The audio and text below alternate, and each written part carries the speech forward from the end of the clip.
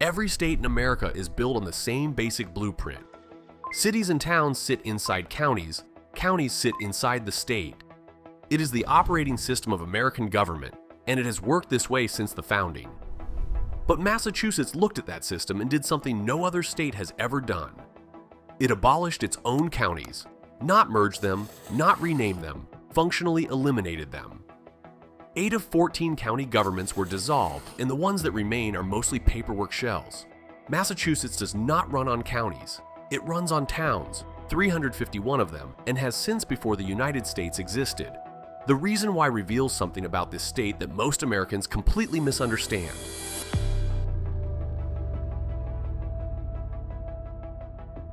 To understand why Massachusetts works differently from every other state, you have to go back to 1630, before counties, before constitutions, before America itself. John Winthrop and the Massachusetts Bay Colony did not arrive and wait for a government to be imposed from above. They built government from the ground up. Each settlement was a self-governing town, a tight cluster of families around a meeting house who made their own laws, collected their own taxes, and managed their own land. There was no county authority above them because there was nothing above them. The town was the government. This is the opposite of how every other American colony developed. Virginia had a colonial governor handing down orders. New York inherited Dutch administrative layers. Carolina was carved into counties by English lords who had never set foot on the continent. In those colonies, power flowed downward, from the crown, through the governor, through the county, and finally to the people at the bottom. Massachusetts inverted the entire structure. Power started in the meeting house and radiated outward, grudgingly, only when absolutely necessary. The settlers did not reject top-down authority because of some abstract philosophy. They rejected it because they were Puritans, religious dissenters who had already been burned by centralized power in England. They crossed an ocean specifically to govern themselves. And when they arrived on a cold, rocky coastline with no roads, no infrastructure, and no neighbors for miles, each settlement had no choice but to function as its own tiny republic. Geography reinforced theology. The coastline was jagged and broken by harbors, rivers, and rocky peninsulas that naturally separated communities. Inland, the terrain rolled into dense forests and glacial hills that made travel between settlements slow and difficult. Each town became an island, not by water, but by woods and stone. By the time anyone thought to impose a county layer on top, the towns had already been running themselves for decades. They were not about to hand that power over.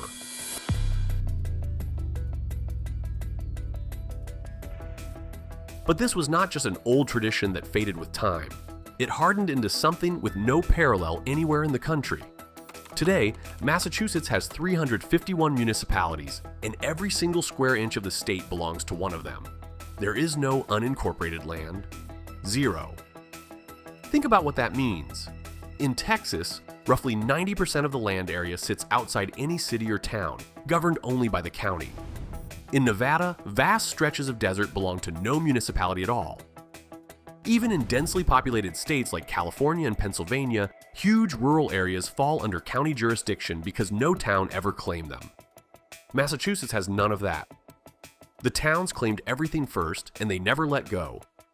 Each one operates its own school system, its own police, its own zoning board, its own budget. All of it decided not by county commissioners, but by residents who show up and vote in person. And those towns still run on town meetings.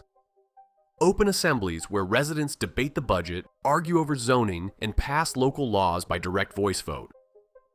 Not a city council meeting where elected officials decide for you. A meeting where you walk into a gymnasium or a town hall, sit on a folding chair next to your neighbor, listen to arguments for and against a new fire truck or a zoning change, and then stand up and cast your own vote. This is not representative democracy. This is direct democracy, operating continuously since the 1630s, making it the oldest ongoing democratic institution in the Western Hemisphere. Nearly 4 centuries without interruption, through colonial rule, revolution, civil war, world wars, and the rise of the internet. The town meeting survived all of it. In some towns, attendance has shrunk to a few dozen diehards. In others, a controversial zoning proposal can pack the room with hundreds of voters who have never shown up before. Either way, the mechanism endures. The same basic process that Puritan settlers used to decide where to build a fence now decides whether a cell tower goes up behind the elementary school. That alone makes Massachusetts structurally unlike any other state. But the consequences of building a state on 351 independent towns, instead of a few dozen counties, go much deeper than governance. It reshaped the economy, the culture, and even the state's legal DNA. If you want to understand how geography shapes where Americans live and how they govern themselves, subscribe.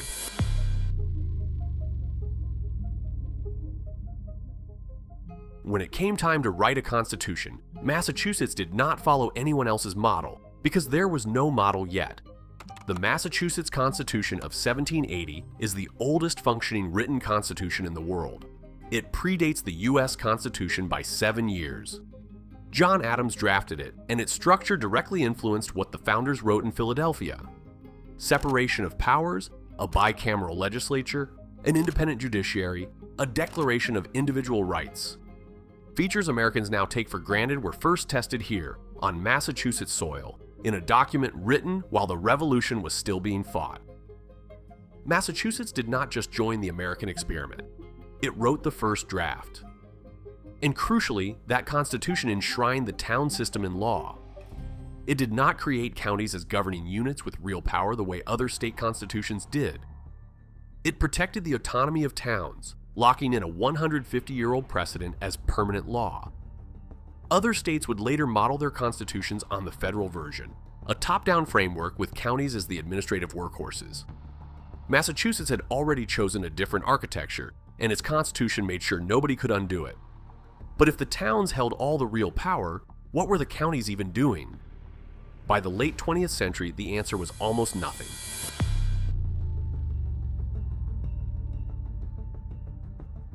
Massachusetts counties had become administrative ghosts, collecting a few fees, running some courthouses, and employing staff for functions that towns or the state already handled. They were a redundant layer, a vestigial organ in a body that had evolved past needing it. So starting in 1997, the state began formally abolishing county governments. Middlesex County, the most populous, home to Cambridge, Lowell, and dozens of surrounding towns, was dissolved first. Then Worcester, Hampshire, Hampton, Franklin, Berkshire, Suffolk, and Essex followed, each one either abolished outright or stripped down to a hollow legal shell. The county lines still appear on maps, but there is nobody home. No county executive, no county council, no county budget. Drive through Middlesex County today, and you will not find a county office building with workers inside. You will not find a county sheriff running patrols or a county health department inspecting restaurants. The name exists on your mailing address, and that is about it. In most of America, counties are the backbone of local services: policing, road maintenance, health departments, election administration. In Texas, counties run the courts. In Ohio, counties manage the jails. In California, Los Angeles County alone operates a public health system serving 10 million people. Counties are not optional in those states. They are load-bearing walls. Massachusetts proved you could demolish that entire layer and nothing would collapse, because the towns had been carrying the weight all along. It was like removing the scaffolding from a building and discovering the walls had been holding themselves up for 400 years. So Massachusetts runs on a system where 351 towns each operate as their own micro-republic, with no county above them and a constitution older than the nation itself. That structure alone makes it an outlier. But here is where it gets strange, because this hyper-local, hyper-independent system somehow produced the most collectively successful outcomes of any state in the country.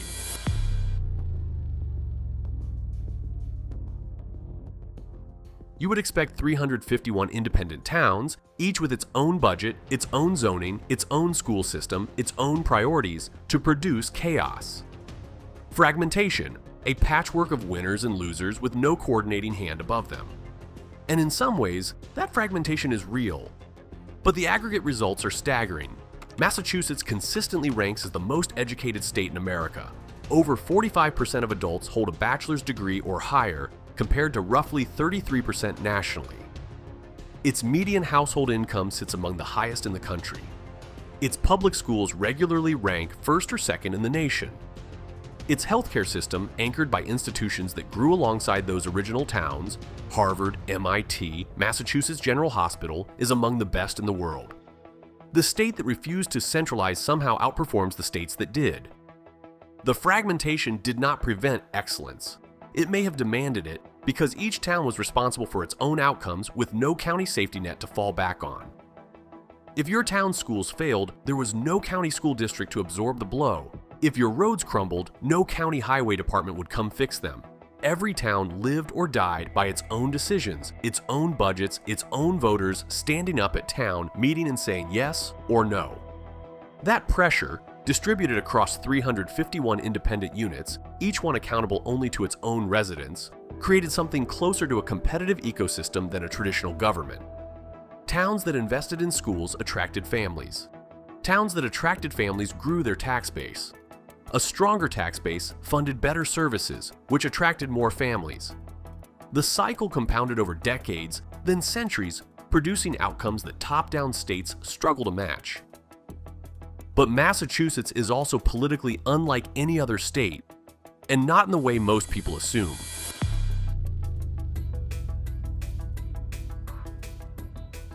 The national reputation is simple. Massachusetts is the bluest state in America, a liberal stronghold where elections are decided before the ballots are printed. On the surface, that is true. It votes heavily, Democratic in presidential elections, and its congressional delegation is almost entirely one party. But here's the contradiction. Massachusetts has the highest percentage of registered independents of any state in the country. More than half of voters are unenrolled in any party. And it has elected Republican governors more often than not in recent decades. Moderate Republicans who win statewide precisely because that independent voter base is so large and so resistant to party loyalty. The town meeting culture shaped this. When your political identity is built on showing up, arguing face to face, and voting as an individual, not as a member of a party apparatus, you develop a relationship with politics that does not map neatly onto a red-blue spectrum. A voter in Lexington might support universal health care and also fight tooth and nail against a new apartment complex in her neighborhood. A voter in Springfield might lean conservative on taxes, but progressive on education. Massachusetts voters behave less like partisans and more like 351 separate electorates, making independent decisions, town by town, issue by issue. The localism runs all the way down to the ballot box. Outsiders see a blue monolith. Insiders know it is something far messier and far more interesting. So the Puritan town system did not just shape governance. It shaped identity, wealth, education, and political behavior in ways that contradict every assumption outsiders make. But there is one more layer to this story, because the system that made Massachusetts powerful also created a problem that may be impossible to solve.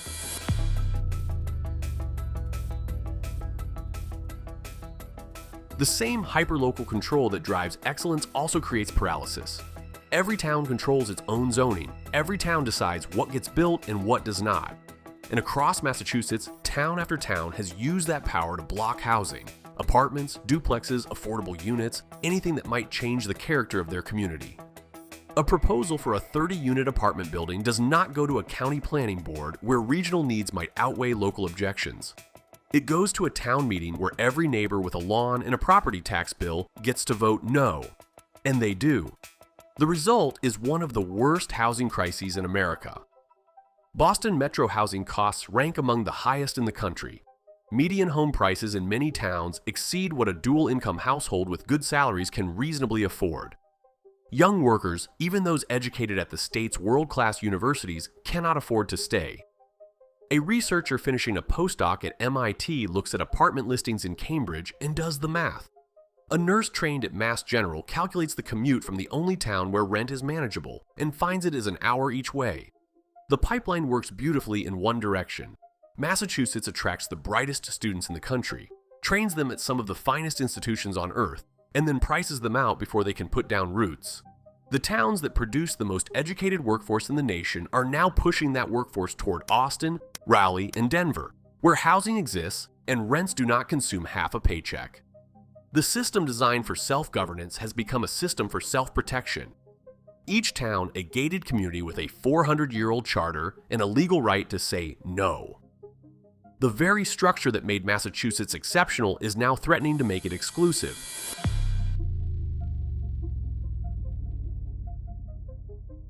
This is where the deepest irony lives.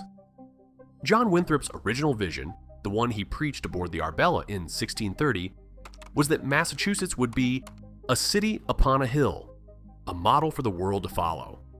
That phrase has echoed through American history ever since, repeated by presidents and politicians for 4 centuries. And in many ways, Massachusetts delivered on the promise. It modeled self-governance, constitutional democracy, public education, and civic participation before anyone else on the continent. But the same sermon contained a warning. If the colony failed to serve the common good, it would become a cautionary tale instead.